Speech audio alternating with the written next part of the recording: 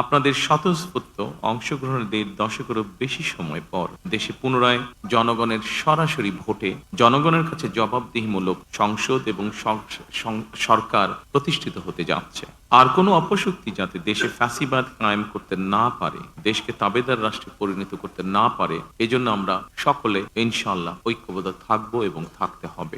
নির্বাচনে অংশগ্রহণকারী প্রতিটি গণতান্ত্রিক রাজনৈতিক দলগুলোর প্রতি আহ্বান জানাই, দেশ গঠনে আপনাদের চিন্তা ভাবনা আমাদের কাছে অত্যন্ত গুরুত্বপূর্ণ। আমাদের পথ এবং মত ভিন্ন থাকতে পারে, কিন্তু দেশের সাথে আমরা সবাই এক। আমি বিশ্বাস করি জাতীয় ঐক্য আমাদের শক্তি, বিভাজন আমাদের দুর্বলতা। প্রিয় দেশবাসী, জনগণের রায় পেলে বিএনপি রাষ্ট্র মেরামতের রূপরেখা উপস্থাপন করেছিল।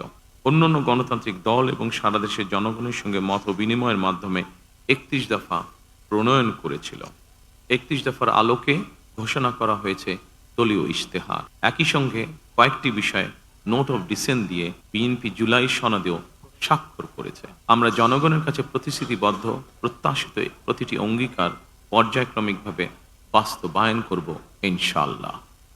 সারা দেশে বাংলাদেশ জাতীয়তাবাদী দল বিএনপি সর্বস্তরের নেতা কর্মী সমর্থক ছাড়াও দেশের গণতান্ত্রিকামী জনগণের সামনে আজকের এই সময়টি অত্যন্ত গুরুত্বপূর্ণ এবং আনন্দের। এমন এক আনন্দঘন পরিবেশে আপসীন দেশনেত্রী বেগম খালেদা জিয়ার অনুপস্থিতি আমাদেরকে করেছে ভারাক্রান্ত। রাষ্ট্র ও রাজনীতিতে জনগণের অধিকার প্রতিষ্ঠার এমন একটি গণতান্ত্রিক সময়ের প্রত্যাশায় তিনি ফ্যাসিবাদের বিরুদ্ধে আপোষহীন লড়াই করেছিলেন। স্বৈরাচার কিংবা ফ্যাসিবাদের সঙ্গে কখনো আপোষ করেননি। দেশ এবং জনগণের স্বার্থে প্রশ্নে বরাবরই তিনি ছিলেন অটল, অবিচল। আমরা আল্লাহর দরবারে মরহুমা খালেদা জিয়ার মাগফিরাত কামনা করছি। প্রিয় দেশবাসী, জনগণ বিএনপির প্রতি যে বিশ্বাস এবং ভালোবাসা দেখিয়েছেন, এবার জনগণের জীবন মান উন্নয়নের জন্য নিরলস কাজের মাধ্যমে জনগণের এই বিশ্বাস এবং ভালোবাসার প্রতিদান দিতে আমাদেরকে ঐক্যবদ্ধভাবে কাজ করতে হবে। নির্বাচনোত্তর বাংলাদেশে যাতে কোথাও কোনো অপ্রীতিকর ঘটনা না ঘটে, এই জন্য শত উস্কানির মুখেও আমি সারা বাংলাদেশে বিএনপির সর্বস্তরের নেতাকর্মীদের শান্ত এবং সতর্ক থাকার আহ্বান জানাচ্ছি। কোনো অপশক্তি যাতে পরিস্থিতির সুযোগ নিয়ে কোনো অপ্রীতিকর ঘটনা ঘটানোর সুযোগ নিতে না পারে। আমার বক্তব্য স্পষ্ট, যে কোনো মূল্যে অবশ্যই শান্তি এবং শৃঙ্খলা বজায় রাখতে হবে।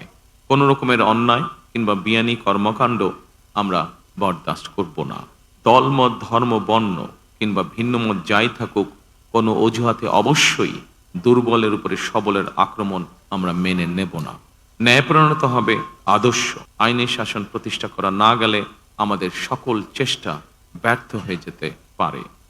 আইনের শাসন প্রতিষ্ঠায় সরকারি দল কিংবা বিরোধী দল, অন্য মত কিংবা ভিন্ন মত, প্রতিটি বাংলাদেশী নাগরিকের জন্যই আইন সমান। আইনের প্রয়োগ হবে বিধিবদ্ধ নিয়মে।